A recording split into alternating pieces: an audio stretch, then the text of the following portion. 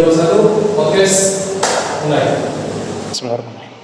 Assalamualaikum warahmatullahi wabarakatuh. Halo teman-teman semua, selamat datang di program kita yaitu program podcast HMP SPAI Palangkaraya. Hari ini kita kedatangan seorang narasumber yang begitu luar biasa. Beliau ini merupakan sosok yang begitu inspiratif untuk kita semua. Beliau ini mendapat sebuah prestasi di IAIN Palangkaraya yaitu sebagai lulusan tercepat di Institut Agama Islam Negeri Palangkaraya. Mungkin tidak perlu berlama-lama lagi, mari kita sambut narasumber hari ini kita yaitu Bro Akbar. Gimana kabarnya Bang? Alhamdulillah, baik-baik saja. Alhamdulillah. Untuk sekarang gimana Bang kesibukan Abang nih? Ya, kesibukan sekarang seperti dalam jalurnya ya. Iya. Alumni IPA ya kerjaannya ngajar PAI gitu. Selain kerja apa ada kesibukan lain Bang? Mungkin bisnis atau apa? Saat ini masih belum menggeluti bisnis, lagi mencari modal ya. Oh, siap. Jadi seperti di tema kita ya Bang, hari ini nih kita akan membahas yang dimana itu tuh merupakan sebuah permasalahan di kalangan muda yang kita tahu pada saat ini, yaitu tentang berdamai dengan diri sendiri. Jadi gimana Bang? Siap ya Bang bahasnya? Oke, insyaallah. Alhamdulillah, baik. Menurut Bang Akbar pribadi nih, kira-kira berdamai dengan diri sendiri itu apa sih Bang? Oke, sebelumnya ya, sebenarnya tidak pantas saya membicarakan hal yang seperti ini. Karena diri saya pun kalau dibilang berdamai itu tidak terlalu damai juga. Karena banyak kegelisahan dalam diri sendiri. Iya. Tapi yang terpenting dari berdamai dari diri sendiri adalah bagaimana mengolah kegelisahan tersebut menjadi sesuatu yang produktif. Misalkan saja kan kita nih jadi misalkan salah satu kegelisahan kita, ketika waktu kosong kita tuh ngapain? Mungkin banyak yang milih rebahan aja lah. Rebahan, tidur, main HP, tidur, makan lagi gitu. Ya gitu aja terus. Mungkin bagi anak-anak kuliahan ya. Iya. Kalau nggak ada kerjaan, rebahan, main game, PUBG dan lain-lain. Kemudian nongkrong, udah hasilnya apa gitu. Itu masih salah satu mungkin menurut saya ya. Iya. Masih belum mendamaikan dirinya. Dia harusnya mencari sesuatu yang lebih produktif. Karena lebih baik sadar sekarang daripada besok hari. Karena jujur saya merasakan gitu. Iya. Semasa kuliah kok apa sih prestasi yang aku dapatkan? Iya. Mentok-mentok prestasinya cuma itu tadi lulusan tercepat aja. Meskipun begitu ya, itu suatu yang bisa dibanggakan sih Bang sebenarnya, lulus dengan cepat itu. Karena ibaratnya itu kan merupakan dambaan bagi mahasiswa. Terus ini Bang, menurut Abang pribadi itu berdamai dengan diri sendiri itu penting gak sih Bang? Terus pengaruhnya nanti itu untuk kedepannya dalam kehidupan itu gimana Bang? Menurut saya sendiri ya. Iya. Pakai saya atau pakai gue ya? Bebas kita Bang. Oke, menurut saya sendiri ya, menurut aku, Iya. menurut gue, jadi berdamai itu sangat penting sebenarnya. Iya. Kenapa sangat penting? Ya biar kita mengetahui gimana kekurangan diri kita dan kita harus menutupinya. Iya. Dengan menjadikan sesuatu yang produktif tadi, walaupun tidak berbentuk prestasi ya. Iya. Karena prestis bagi seseorang atau value bagi seseorang itu tidak hanya berbentuk prestasi. Betul. Mungkin ada yang kuliah sambil kerja. Value-nya adalah dia tetap bisa kuliah dengan stabil, namun tetap bisa bekerja. Walaupun tidak dapat penghargaan yang seperti misalkan juara menulis makalah internasional. Dia memiliki waktu yang sama, peluang yang sama, jam kerja yang sama, tapi prestisnya adalah dia bisa menghasilkan uangnya sendiri sambil kerja. Yeah. Tapi yang kuliahnya belum bisa kerja, dia bisa mencari prestasi dengan kegiatan-kegiatan di kampus maupun intrakampus. Jadi seperti itulah kenapa kita perlu berdamai, biar kita ketahui bahwa hidup ini perlu produktivitas. Iya. Berbicara tentang produktivitas nih Bang, kira-kira itu sesuatu yang produktif itu bagaimana sih menurut Abang? Produktif ya. Iya. Produktif itu mungkin bisa menghasilkan sesuatu. Iya. Walau tidak berupa produk yang bisa kita lihat mungkin ya. Betul. Kalau zaman sekarang kan apalagi musim corona, Iya. produktivitas seseorang ya. Iya. Itu kebanyakan di media mungkin. Betul. Bisa dengan membaca. Betul. Membaca itu salah satu produktivitas sederhana. Kita membaca sehari, mungkin dulu ada seorang muslim ya angkatan kami, dia memaksa membernya, pokoknya dipaksa tuh membernya semuanya harus satu hari minimal baca 10 halaman daripada main PUBG push rank 10 kali. Karena percuma gitu di Mahat tapi ilmunya kok sama orang lain gitu. Salah satu produktivitas sederhana itu adalah dari membaca. Atau kita nggak suka baca, ada yang bisa bikin video seperti ini kan, podcast Pai ini luar biasa loh. Ini produktivitas sangat hebat dari HMPS. Tepuk tangan untuk HMPS. Berbicara tentang ini ya Bang, berdamai dengan sendiri-sendiri, itu kan pasti ada yang namanya penyesalan di dalam diri. Nah, kalau misalnya dari pengalaman Abang sendiri nih, kira-kira tuh apa sih Bang yang biasanya menjadi penyesalan di dalam diri remaja tuh Bang? Ya, kalau saya pribadi ya, yang saya sesalkan saat ini adalah dalam 3 tahun terakhir saya tidak dapat ikut berkecimpung dalam kegiatan dalam skala regional, nasional maupun internasional. Itu yang menjadi penyesalan dalam diri saya sendiri, di mana dulu saya selalu aktif dalam kegiatan regional dan juga nasional semasa SMP dan SMA, tapi sayangnya ketika kuliah itu tidak pernah saya lakukan kembali karena tadi kesibukan dalam kerja, kemudian kuliah. Jadi secara fun fact ya, saya kuliah dulu sambil kerja dari semester 1 sampai semester 5. Semester 6 saya resign karena semester 6 itu sudah banyak perkuliahan yang menuntut kita harus praktek seperti metodologi pembelajaran, kemudian apa lagi ya, PM1 dan lain-lainnya kemarin. Makanya saya fokus kuliah, kerja, mahat. 3 itu prioritas saya kemarin. Makanya kegiatan-kegiatan prestasi itu jarang saya ikuti untuk menjaga 3 hal tadi supaya tetap seimbang. Berarti dari Abang tadi ya itu ya, tentang ibaratnya jarang mengikuti kegiatan-kegiatan selama di dunia perkuliahan ya Bang? Iya, karena sekarang jujur ya, ketika saya buka-buka ini link-link beasiswa kan, karena lagi pengen cari beasiswa juga nih buat nyambung kan, S2 itu paling minim harus bisa ikut kegiatan nasional selama 3 tahun terakhir, entah itu mewakili diri pribadi maupun mewakili institusi kita. Seperti itu yang saya sangat sesali. Makanya sekarang saya cari-cari kegiatan yang bisa go nasional gitu. Tapi nggak ada sih buat guru-guru, adanya buat mahasiswa. Lanjut Bang, tadi kan Abang kayak merasa itu sebuah penyesalan ya Bang, nggak mengikuti kegiatan selama di perkuliahan itu karena Abang tadi fokus ke 3 hal kan, kuliah, kerja sama mahat. Nah, cara Abang apakah waktu itu Abang kayak selama di perkuliahan itu merasa nggak Bang kayak menyesal gitu, kenapa nggak mengikuti kegiatan selama di perkuliahan selama 3 tahun itu Bang? Enggak sih, dulu tuh enggak. Kalau dulu sudah enggak. Kalau dulu saya nyesal, saya nggak bakal sekarang nyesal kayak gini. Nyesal di awal kan pendaftaran namanya, bukan penyesalan. Jadi dulu itu emang pikirannya kuliah kerja, tapi dalam catatan kerja boleh, lembur boleh, tapi kuliah tetap jalan. Jadi walaupun dulu saya kuliah sambil kerja, IPK tetap di atas 3. Insyaallah. Jadi jangan sampai turun dari 3,5 kemarin.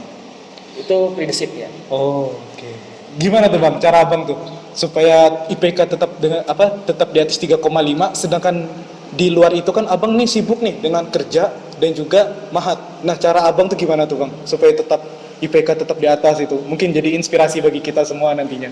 Oke, gini ya, kita jelasin dulu. Waktu awal-awal sih adaptasi sulit ya. Karena waktu semester 1 itu kita kuliah dari jam 7 sampai siang. Alhamdulillah saya kerja kemarin di kelistrikan. Itu bosnya alhamdulillah fleksibel. Dimana ketika saya ada kuliah, saya boleh izin keluar. Jadi jam kerja itu dari jam 8 sampai jam 4 sore. Dan alhamdulillah kegiatan mahat aktifnya cuma malam. Dari jam 8 sampai jam 9 atau mentok-mentok sampai jam 10 lah. Tapi jarang sampai jam 10. Kemudian subuh lagi itu kegiatan mahat. Subuh itu kadang-kadang waktu sudah jadi musrif kerasa. Musrif itu bangunnya jam 2, jam 3, geder-geder pintu kan. Hei bangun. Bukan kamu syukur dibangunin musrif, tapi yang bangunin Israel kan. jadi nah itulah kegiatannya. Jadi dari dulu bangun jam 2 di mahat, jam 7 ketika perkuliahan fokus kuliah, ketika sudah nggak ada kuliah kerja, fokus di kerja, selesaikan pekerjaan itu di tempat kerja. Lalu ketika sudah malam selesai ma'had, lanjut lagi mengerjakan tugas-tugas kuliah jika ada. Deadline boleh, tapi jangan kelewatan. Kalau gitu gak diterima Bang dapat Iya. tugas ya. Tapi ini Bang ya, menurut saya pribadi nih sebagai seorang mahasiswa yang baru juga Bang, di Abang kan tadi mengikuti ibaratnya tiga hal yang begitu penting ya, kerja, kuliah, dan ma'had kan. Itu pasti ada. Nanti itu di suatu saat Abang tuh menemukan sebuah jadwal yang bentrok. Nah, itu cara Abang memprioritaskan itu gimana Bang? Apa yang kira-kira Abang prioritaskan di antara tiga itu? Kalau antara kuliah dan kerja, saya utamakan kuliah. Ya.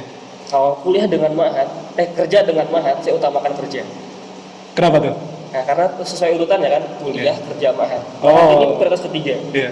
Jadi pernah waktu itu tanggal berapa ya? Dekat-dekat 28 Oktober, itu kan ma'had pengen ada acara. Iya. Saya di ma'had ada kenalan dari SMA, kenal dengan saya. Jadi dulu kegiatan apapun saya sering mimpin kegiatan, bikin acara kan, ketua jadi ketua panitia itu hal biasalah. Wah, insyaallah. Siap. Konsep kegiatan saya nggak ingin ngambil di bagian ini, di bagian ketua, karena tanggung jawabnya lebih besar dari yang lain. Walaupun prinsipnya kami dulu waktu di ma'had, apapun divisinya itu kita kerja sama-sama. Tapi bagi saya seorang yang aktivis dari dulu ya, saya memiliki ketidakenakan tersendiri, ketidaknyamanan ketika saya melepaskan tanggung jawab saya sebagai ketua. Maka dari itu saya katakan tanggal 28 Oktober juga kebetulan di tempat kami, tempat saya kerja itu pasti selalu ada kegiatan HUT PLN. Oh, Jadi HUT PLN itu digabung dengan Sumpah Pemuda. iya. Nah, jadi saya nggak ingin meninggalkan momen itu karena makan gratis. Ternyata alasannya kan gratis ya. Nggak cuma itu sih, Iya. kita bisa silaturahmi dengan direktur PLN. Iya. Ya walaupun nggak pernah ketemu ya, Iya. bisa silaturahmi dengan gerai-gerai listrik yang lain. Iya. Jadi seperti itu alasannya dulu lebih memilih pekerjaan. Karena jujur untuk menemukan pekerjaan kayak dulu itu susah. Oh. Yang bosnya pengertian, kita ada perkuliahan dan Iya. lain-lain. Jadi seperti itu sih. Jadi kalau ada kerja dengan kuliah bentrok, saya utamakan kuliah. Iya. Kalau kuliah dengan ma'had bentrok, otomatis saya memilih perkuliahan karena di ma'had pun prioritas utama itu adalah kuliah. Iya. Jangan sampai karena ma'had kuliah kita malah terbengkalai. Itu pandangan yang salah terhadap member dan juga musyrif-musyrifah. Karena ma'had itu adalah sebagai fasilitator kita yang mohon maaf ya, karena kami dulu dari sekolah umum, jadi masuk ma'had itu tujuannya untuk mendalami Iya. ilmu agama seperti kajian-kajian fikih, kajian akidah akhlak. Nah, jadi disitulah tempat kita mengejar ilmu dari teman-teman yang sudah dari aliyah kan. Aliyah sudah banyak belajar agamanya. Iya, betul. Apalagi dari pondok, kita jauh tertinggal. Iya. Apalagi tentang bahasa. Iya. Nah, jadi seperti itu. Gini Bang, kalau saya mendapatkan pertanyaan pribadi ya. Kalau misalnya nih, Abang tadi kan berbenturan nih. Pernah nggak sih kira-kira antara perkuliahan dan ma'had itu berbenturan? Tapi di saat itu juga kan perkuliahan ma'had, mohon maaf, pekerjaan dengan ma'had itu berbenturan kan Bang. Nah, Abang kan otomatis memprioritaskan pekerjaan tuh. Tapi di satu sisi itu ternyata Abang sangat-sangat dibutuhkan di ma'had. Kira-kira gimana Bang? Pernah sih seperti itu. Jadi bagaimana cara kita memanajemen lebih baik waktunya yang kita gunakan. Jadi dulu itu pernah juga seperti itu ya. Untung zaman sudah online karena dulu ketika saya jadi musyrif saya lebih suka ngolah data. Jadi teman-teman tuh taunya data-data member-member itu dari saya. Kebetulan angkatan 18 itu dulu rolling, itu luar biasa padatnya. Jadi per 2 minggu sekali kita itu pembukaan rolling, penutupan rolling, malamnya penutupan, besoknya pembukaan. H-1 harus nyediain absen untuk check in, kemudian check out. Jadi seperti itu. Itu ribetnya ma'had tahun 2018 kemarin. Nah, jadi check in check out per 2 minggu sekali. Dan saat itu pernah bentrokan, saya kerja dan juga ma'had memerlukan absen. Itu belum saya print. Karena jadwalnya kan emang belum. Tapi ada member yang belum masuk. Ngotot kan. Ya udah nggak apa-apa. Untung yang penting dikomunikasikan dengan sesama musyrifah. Jadi dulu itu the power of team itu sangat luar biasa. Saya rasakan, makanya saya sangat berterima kasih kepada teman-teman musyrifah angkatan ke-18, 2018, musyrif angkatan ke-7. Oke. Di situ terasa kekeluargaannya. Oke. Nah, kita balik ke topik nih Bang, tentang berdamai dengan diri sendiri lah Bang. Kira-kira nih dari Abang tuh ada nggak sih tips dan triknya? Cara kita berdamai dengan diri sendiri ini gimana Bang? Supaya ibaratnya hidup kita tuh kayak tenang, nggak harus lah ibaratnya terlalu dibawa dalam pikiran gitu Bang. Gimana ya, itu tuh masing-masing ya pribadi ya. Tapi Iya. kalau dari saya, kadang setiap orang itu wajar ya bisa insecure ya. Ya itu dia Bang, Iya. permasalahan utama remaja sekarang. Insecure itu yang bikin nggak bisa berdamai dengan diri sendiri. Tuh. Jadi ketika dekat dengan orang itu minder gitu kan. Ya. Wajar lah setiap orang itu malu kan. Iya. Karena setiap orang itu memiliki kemaluannya masing-masing. Ya. Maksudnya malu karena dia kurang tinggi, malu karena dia apa ya, tidak serajin temannya, Betul. malu karena tidak sepintar temannya. Betul. Jadi yang pertama kita lakukan itu adalah kenali kekurangan diri kita. Ketika kita tahu kita kurang di sini, maka carilah sesuatu yang berlebihan dari diri kita.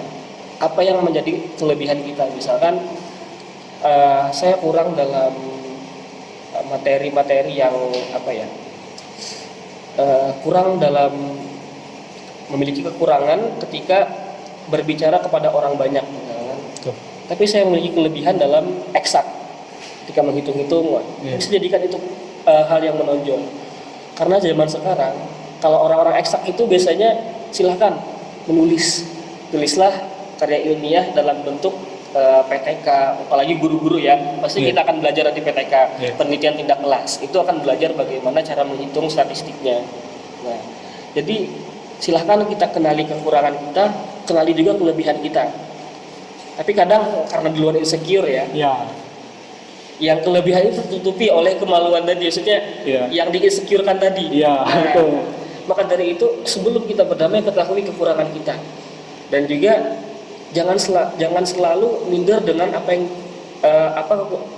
yang menjadi kekurangan kita. Jangan selalu minder dengan itu. Iya. Mencobalah berbaur dengan orang-orang yang memiliki kelebihan dalam kekurangan kita tersebut. Insya Allah dengan lingkungan yang tadi kita bisa menjadi lebih baik. Menurut Bro Akbar nih, kita kan tadi Bro Akbar kan menyarankan kalau misalnya kita tuh bergabung ke sebuah lingkungan yang dimana itu lingkungan itu tuh menjadi kekurangan kita kan. Menjadi kekurangan Nah, kita. kalau misalnya kita terus berbaur, apakah kekurangan kita itu akan bisa terminimalisir Bang? Apa kita bisa belajar dari mereka yang menjadi kekurangan itu kita Bang? Bagaimana menurut Abang? Secara apa ya? Kalau dalam kebiasaan pasti akan bisa. Karena nanti ketika belajar ya di perkuliahan itu dulu semester berapa ya ada satu pembelajaran itu. Jadi akan belajar bahwa pola pembelajaran dengan kebiasaan Nih. itu akan merubah kebiasaan seseorang yang dulunya kurang dalam misalkan public speakingnya kurang, tapi ketika kita sering bergabung ke organisasi seperti ini kan, setidak-tidaknya pasti akan mengasah kepercayaan diri kita untuk berbicara di depan umum. Tuh, Jadi seperti itu karena pola pembiasaan tadi. tuh. Asalkan menghilangkan insecure-nya dulu. Iya. Jangan sampai insecure-nya itu apa ya, membuat dia terbatas gitu. Oke, gini Bang, saya sebagai podcaster ini Bang, ini punya pertanyaan. Gini Bang, menurut Abang tuh lebih susah untuk memulai berdamai dengan diri sendiri atau mempertahankan kebiasaan berdamai diri sendiri Bang? Dari pengalaman Abang pribadi ini deh. Yang Kita. itu mempertahankan ya. Iya. Untuk istiqomah itu yang paling sulit. Kalau memulai itu gampang, tapi memulai dan mengakhiri itu cepat. Kenapa Bang kira-kira susah untuk mempertahankan Bang? Mempertahankan itu kadang ya tidak stabilnya motivasi mungkin. Iya. Ya karena itu yang saya rasakan, kadang motivasi tidak stabil, mood tidak stabil. Iya. Jadi yang awalnya hari ini sudah mempunyai schedule, sudah rencanain nih seharian mau ngapain. Hari pertama mungkin lancar, Iya. hari kedua ada aja alasan, Kayak. hari ketiga ada lagi alasan, hari keempat udah nggak jalan lagi. Ya, makanya mempertahankan motivasi itu penting dan memaksakan diri untuk berdamai dengan diri sendiri. Itu perlu dipaksa sebenarnya. Iya. Karena kalau nggak dipaksa kita akan menyerah dengan diri sendiri, dengan keadaan. Oke. Terus cara Abang untuk mempertahankan motivasi diri Abang tuh supaya ibaratnya ya kita tahu ya Bang, yang namanya motivasi turun tuh manusiawi ya Bang. Iya. Nah, itu kan lumrah lah terjadi bagi kita, apalagi kita yang mahasiswa ini kan ada aja kadang tuh hal yang bisa menurunkan motivasi. Nah, menurut dari Abang sendiri nih, kira-kira tuh hal apa sih yang bisa mempertahankan motivasi Abang itu ketika kita sedang dalam keadaan motivasi kita tuh down gitu Bang? apa ya? Karena kalau aku juga angin-anginan sih orangnya, tapi dalam artian walaupun motivasi kadang down, tapi besok pasti akan naik lagi. Iya. Karena dulu dosen PA aku selalu bilang ya, setiap kali kita tanda tangan, ada setiap hari itu muhasabah dengan diri sendiri sebelum tidur. Jadi itu selalu terngiang-ngiang setiap hari itu sebelum tidur, bukan sebelum tidur. Kadang kalau sudah kecapean tidur langsung ya. Iya. Tapi ketika tidak sempat malam, ya besoknya baru kepikiran, oh ternyata kemarin kerjaanku cuma tidur aja sih, iya. nggak produktif. Jadi kalau sekarang minimal satu hari itu ada sesuatu yang produktif ya. Ngapain kayak mau nulis, kayak gambar, kayak apalah gitu. Kalau saya mempertahankan motivasi dengan menempel di dinding. Dinding itu ada tempelan pokoknya. Hari ini harus gini, hari ini harus ini. Jadi gitu. Jadi itu salah satu cara saya untuk mengingatkan diri sendiri. Karena kan masih hidup sendiri kan, tidak ada yang mengingatkan. Betul. Jadi mengingatkan diri sendiri. Selain itu apa lagi Bang? Ada lagi nggak Bang selain itu? Cara apa memotivasi diri apa enggak? Secara hal yang lainnya ya, kayaknya cuma itu deh yang paling ampuh ya. Paling ampuh ya Bang? Ya paling ampuh. Karena ketika sudah menulis secara tidak langsung saya merasa bertanggung jawab dengan tulisan saya. Betul. Jadi di dinding itu dituliskan, hari ini kerjaan harus selesai. Hari ini kita harus lebih produktif lagi. Karena jadi guru kan tidak hanya tok untuk mengajar. Betul. Jadi guru itu bagaimana kita mengolah nilai dengan baik. Betul. Kira-kira nilai itu sesuai nggak dengan anak tersebut. Apalagi zaman sekolah daring kan. Anak yang dulunya peringkat terakhir bisa saja setiap di penugasan 100 gitu. Maka ditegur oleh guru lain. Ustaz, kalau nilai anak ini dilihat orangnya kemarin peringkat terakhir, kira-kira layak nggak dikasih nilai segini. Jadi itu kadang jadi hal yang tantangan baru bagi saya. Jadi harus bisa lebih objektif dalam memberikan nilai. Jadi setiap hari observasi murid-murid gitu kerjanya. Adi Bang, kira-kira nih dari Abang ada nggak pesan-pesan untuk anak muda sekarang yang mungkin sedang menonton podcast kita nih Bang, kira-kira tuh supaya dia bisa berdamai dengan diri sendiri nih Bang, pesan Abang nih gimana Bang? Ya, untuk berdamai dengan diri sendiri itu gimana ya?